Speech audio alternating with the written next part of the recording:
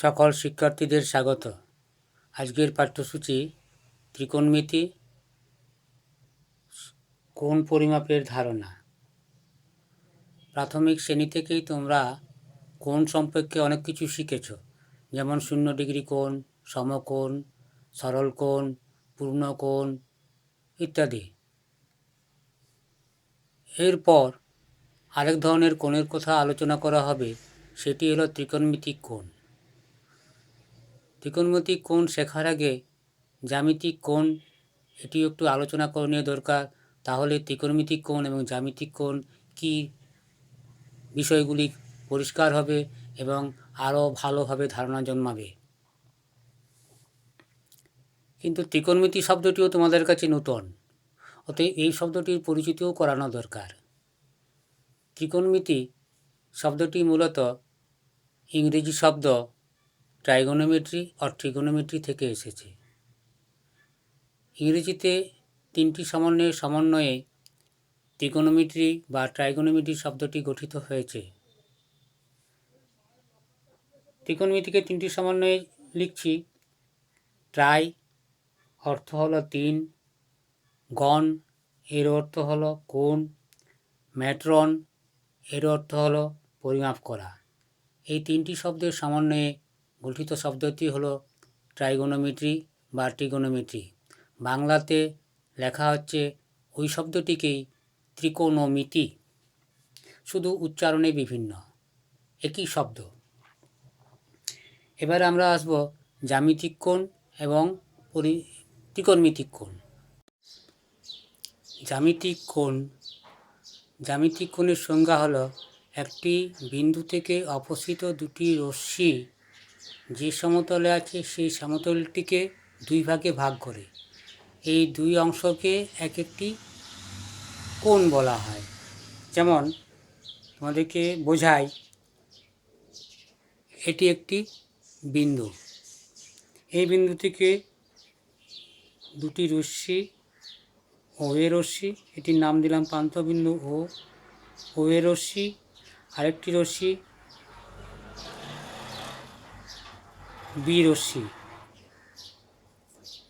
ও এ ও B রশ্মি কাগজের সমতলে আছে, কাগজের সমতলকে দুই ভাগে ভাগ করেছে। একটি ভাগ এই অংশটি, যেটি আমরা চিহ্নিত করেছি অনুভূমিক রেখা দ্বারা।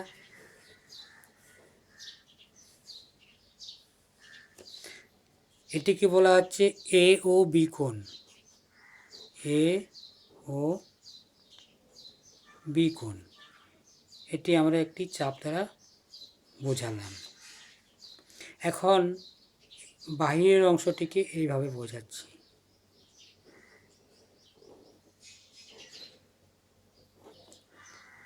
এই অংশ এ ও বি ছাড়া যেটি রয়েছে সেটিও একটি কোণ।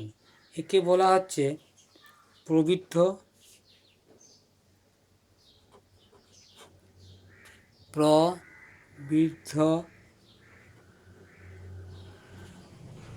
এ ও বি কোণ। এটিকে প্রবৃদ্ধ বলার কারণ এই কোণটি দেখেই বোঝা যাচ্ছে 180 ডিগ্রি থেকে বড়, অর্থাৎ 2 সমকোণ অপেক্ষা বড় এবং 4 সমকোণ অপেক্ষা ছোট। সমকোণ কোণের ধারণা তোমাদের আছে। তাহলে এখানে দেখতে পাচ্ছ এই কোণটি সর্বোচ্চ মান, প্রবৃদ্ধ কোণের সর্বোচ্চ মান 360 ডিগ্রি, এ ও বি কোণের সর্বনিম্ন মান 0 ডিগ্রি। অতএব জ্যামিতিক কোণ 0 ডিগ্রি হতে পারে, 360 ডিগ্রি হতে পারে। এই রশ্মিটি যখন এদিকে একই পতিত হবে, একের উপরে আরেকটি, তখন বলা হবে পূর্ণকোণ, এবং 0 ডিগ্রি কোণও বলা হতে পারে যদি ভিতরের অংশটি নেওয়া হয়।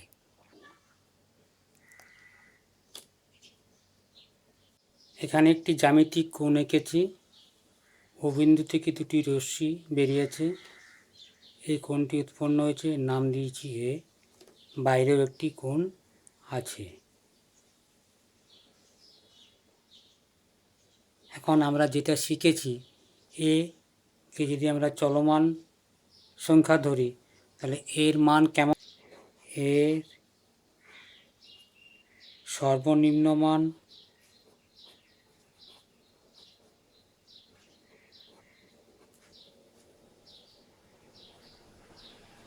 মান সমান 0 ডিগ্রি।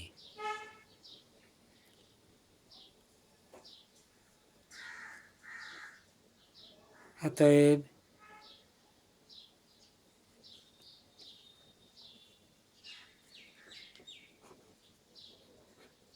সর্বোচ্চ মান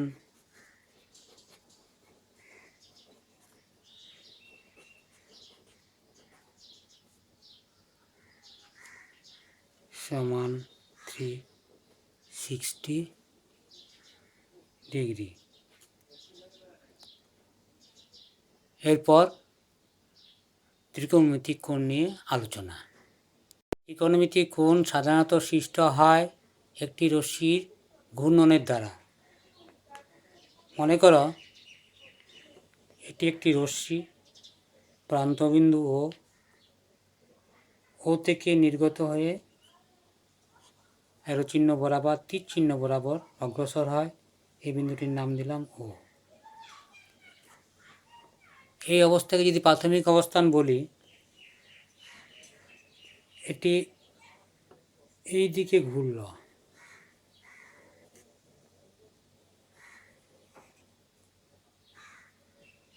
এই বিন্দুর দ্বিতীয় অবস্থান A1।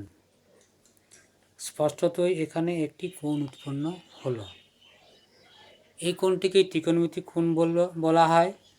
এটি ঘড়ির কাঁটার বিপরীত দিকে ঘুরে সৃষ্ট হয়েছে। একইভাবে আমাদের আরেকটি রশ্মি যদি ভাবি, এখানে নিলাম,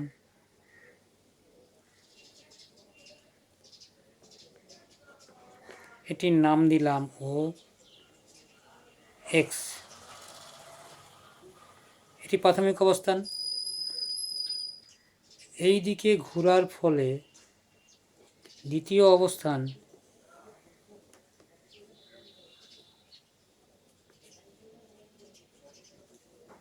এই কোণটি উৎপন্ন হলো, এখানে এই কোণটি উৎপন্ন হলো। স্পষ্টতই এটি ঘড়ির কাঁটার বিপরীত দিকে ঘুরে তৈরি হয়েছে, এটি ঘড়ির কাঁটার দিকে ঘুরে তৈরি হয়েছে। তাহলে ত্রিকোণমিতিক কোণের নির্দিষ্ট দিক পেলাম। যদি ঘড়ির কাঁটার দিক ঘুরে, এটি ঘড়ির কাঁটার দিক, এটিকে একটা নাম দেওয়া হবে, ঘড়ির কাঁটার বিপরীত দিক নাম দেওয়া হবে। বা পৃথকীকরণের জন্য ঘড়ির কাঁটার বিপরীত দিকে ঘুরে যে কোণ উৎপন্ন হয় তাকে বলা হবে ধনাত্মক কোণ। ঘড়ির কাঁটার দিকে ঘুরে যে কোণ উৎপন্ন হয় তাকে বলা হবে ঋণাত্মক কোণ। আমরা যদি এই কোণটিকে এই চিহ্ন দ্বারা সূচিত করি,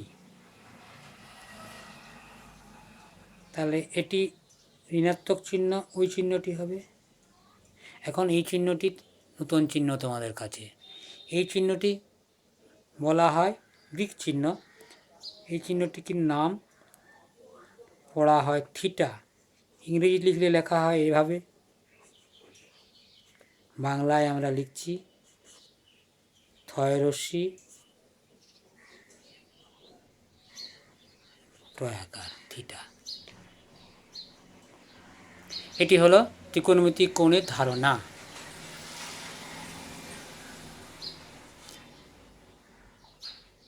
এখন ত্রিকোণমিতিক কোণ মান কত হতে পারে আলোচনা করা যাক, পরবর্তী আলোচনা। এখন একটি রশ্মি আঁকছি ও নাম দিচ্ছি ও এ রশ্মি। বাবা, এইভাবে রশ্মিটি ঘুরছে।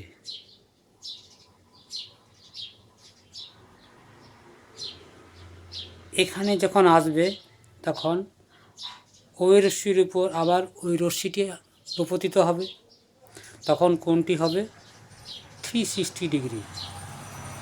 এখানে এসে আবার রূপতিত হলো, এই কোণটি হলো মান 360 ডিগ্রি। কিন্তু আবার একবার রশ্মিটিকে ঘোরাচ্ছি, দেখো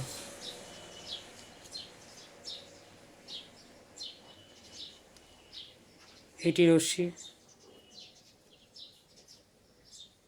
এক্স নাম দিচ্ছি, ওই রশ্মি এইভাবে ঘুরছে।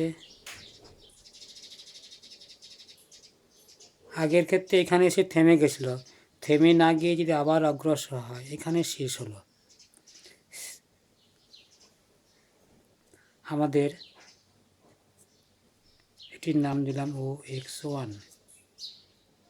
একবার পূর্ণ আবর্তনের পর এখানে এসে থেমেছে, আপাত দৃষ্টিতে এই কোণটি উৎপন্ন হলো। এটির যদি নাম থিটা দেওয়া হয় তাহলে এতটি ঘূর্ণনের পর যে কোণটির পাওয়া গেল সেটির মান হবে 360 ডিগ্রি, যেহেতু এক পাক ঘুরেছে, প্লাস থিটা। থিটা না বলে আমরা থিটা ডিগ্রি বলি। এই চিহ্নটিকে থিটা বলা হয়, সেটি আগে আলোচিত হয়েছে।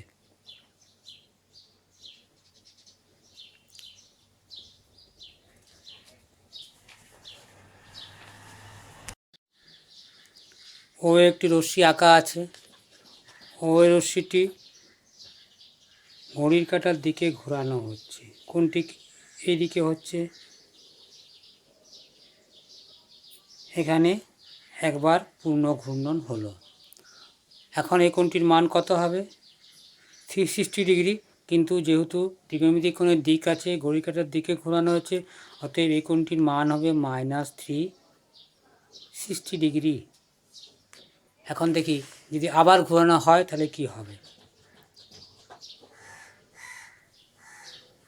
এটিকে এখন OX নাম দিচ্ছি, এটিকে ঘড়ির কাঁটার দিকে ঘোরাচ্ছি, শেষ হলো, আবার ঘুরল, এখানে এসে থামল। এই যে কোণটি হলো, এই কোণটি বলা হবে -360 ডিগ্রি। এই কোণটির নাম যদি থিটা দেওয়া হয়, মাইনাস থিটা বা সমান, মাইনাসকে যদি কমন নেওয়া হয় 360 ডিগ্রি প্লাস থিটা।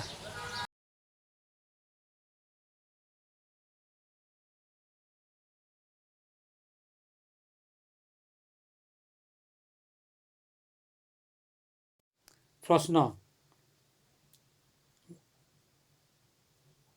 কোনো ঘূর্ণায়মান রশ্মি তার প্রাথমিক অবস্থান থেকে প্রান্তবিন্দুকে কেন্দ্র করে ঘড়ির কাঁটার বিপরীত দিকে 3 বার সম্পূর্ণ আবর্তনের পর আরও 45 ডিগ্রি ঘূর্ণন সম্পন্ন করে, সেক্ষেত্রে কোণের পরিমাণ কত হবে হিসাব করি।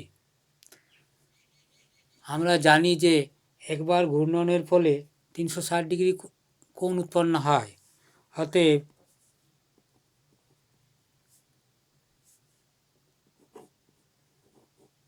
তিনবার পূর্ণ ঘূর্ণনের জন্য বা আবর্তনের জন্য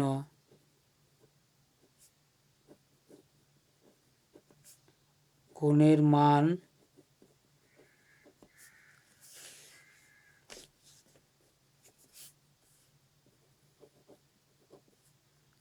সমান, একবারের জন্য 360 ডিগ্রি, তিনবারের জন্য ইন্টু 3,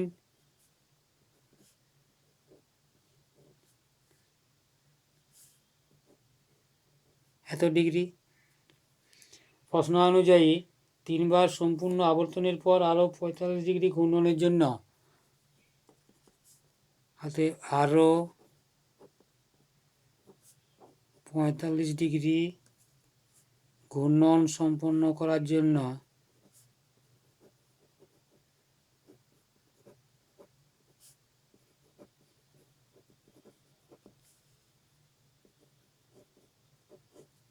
কোণের পরিমাণ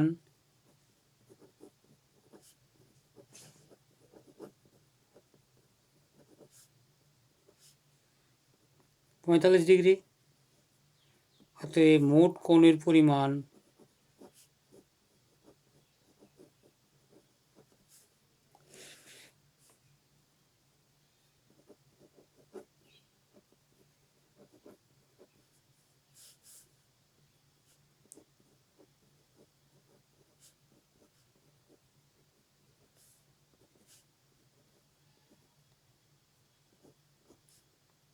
1125 ডিগ্রি। অতএব নির্ণয় কোণ